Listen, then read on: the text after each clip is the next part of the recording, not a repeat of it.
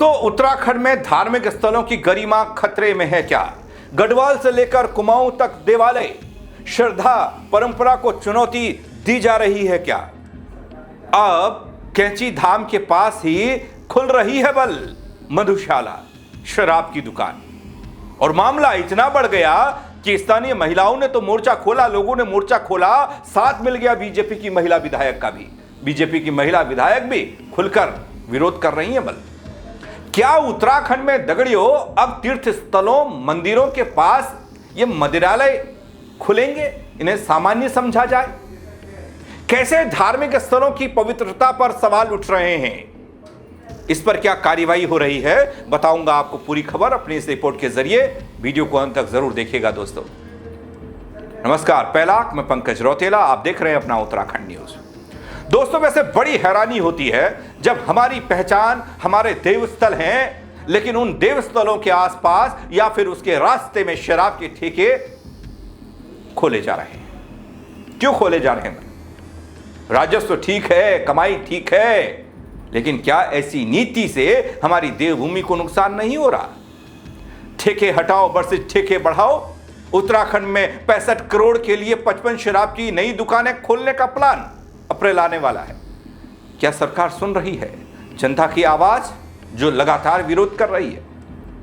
ऐसे में अब बीजेपी के विधायक ही सवाल पूछ रहे हैं तो ज्यादा जल्दी सुनेंगे बल, या कहूं विरोध भी कर रहे हैं। दोस्तों, खबर यह कि विश्व प्रसिद्ध कैंची धाम से कुछ ही दूरी पर बेताल घाट ब्लॉक के राती घाट में अंग्रेजी शराब की दुकान खोलने की तैयारी है। और यह तैयारी के साथ ही विरोध भी शुरू हो गया। दोस्तों, विरोध में कौन है वह, यह काबिल गौर है। नैनीताल विधायक सरिता आर्या की मौजूदगी में ग्रामीण गुस्साए दिखे। जनप्रतिनिधियों ने नैनीताल में जिला अधिकारी कार्यालय में धावा बोलकर बाकायदा ज्ञापन दे दिया, जिसमें कह दिया कि राती घाट एक शांत शिक्षण और सांस्कृतिक क्षेत्र है। ऐसे संवेदनशील इलाके में शराब की दुकान खोलना आने वाली पीढ़ी के भविष्य के साथ खिलवाड़ है, सामाजिक ताने बाने को तोड़ने जैसा कदम होगा। बलिए बेताल घाट ब्लॉक के प्रमुख प्रशासन पर सवाल उठाते दिखाई दिए और यहां तक कह दिया कि एक और क्षेत्र में मूलभूत सुविधाओं की अनदेखी हो रही है, वहीं दूसरी ओर शराब की दुकानें खोलने का फैसला थोपा जा रहा है। बेहद दुर्भाग्यपूर्ण है।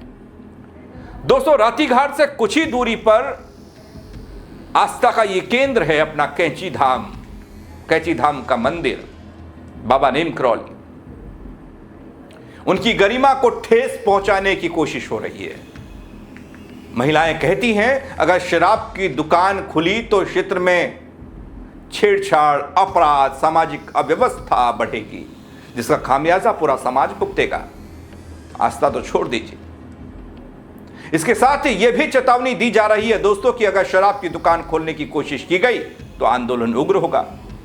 दोस्तों, ऐसी तस्वीरों को पहली बार नहीं देख रहा हूं मैं, और ना ही आप देख रहे होंगे अपने प्रदेश में। कई बार ऐसी तस्वीरें आती हैं। चारधाम यात्रा मार्गों ऋषिकेश, रुद्रप्रयाग, तिलवाड़ा, अगस्त्यमुनि, सोनप्रयाग, हरसिल, झाला, शराब के ठेके और उनके पास मांस की दुकानें खोलने से स्थानीय जनता और तीर्थ यात्रियों ने भारी नाराजगी जताई। जब ऐसी कोशिशें हुई, विरोध भी खूब हो चुका है।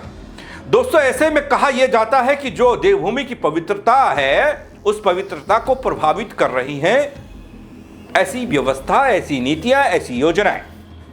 स्थानीय लोग इन दुकानों को बंद करने के लिए लगातार विरोध प्रदर्शन और धरना देते दिखाई देते हैं। अभी दोस्तों, हाल में आपने देवप्रयाग में बड़ा बवाल देखा होगा, मैंने भी दिखाया था, जहां पवित्रता पर एक नई बहस शुरू हो चुकी है। दोस्तों, अपने पवित्र धाम केदारनाथ, बद्रीनाथ, गंगोत्री, यमुनोत्री धाम की पवित्रता को लेकर इन स्थलों पर शराब के ठेके होना आस्था के विपरीत है। विरोध प्रदर्शन के बीच भी आबकारी विभाग पर कोई असर नहीं होता दिखता। ऐसा क्यों है? खारा स्रोत ऋषिकेश, देवप्रयाग और तिलवाड़ा में शराब की दुकानों के खिलाफ स्थानीय ग्रामीण, महिलाएं, सामाजिक संगठन सड़क पर उतर आए थे, लेकिन हुआ क्या? कुछ नहीं। दोस्तों, केदारनाथ मार्ग पर तिलवाड़ा पड़ता है, अगस्त्यमुनि, काकड़ागाड़, गंगोत्री के पास हरसिल, झाला, शराब के ठेकों को लेकर खास तौर पर आपत्ति जताई गई।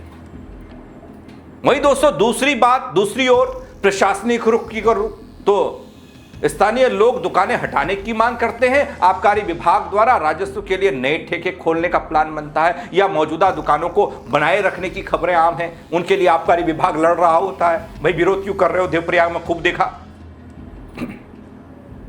अब तो आबकारी विभाग ने विश्व प्रसिद्ध धाम नीमकरौली धाम में भी मदिरालय खोलने की व्यवस्था कर दी, छोड़ा नहीं उसको भी। दोस्तों साफ संकेत मिल रहे हैं कि उत्तराखंड में धार्मिक स्थलों की पवित्रता और गरिमा को गंभीर चुनौती दी जा रही है।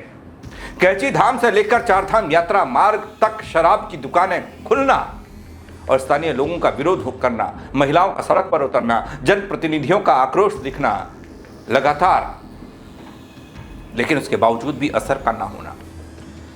क्यों? राजस्व मिलता है, बल करोड़ों शराब गटकते हैं जब लोग अपने उत्तराखंड के, लेकिन उसके दूसरी तरफ की स्थिति को कोई नहीं देख रहा। सवाल यह है, क्या हमारी आस्था और संस्कृति की सुरक्षा के लिए प्रशासन गंभीरता से कदम उठा रहा है या उठाएगा? राजस्व लाभ के लिए पवित्र धामों के पास शराब के ठेके खोले जाएंगे? यह सामान्य बात होगी।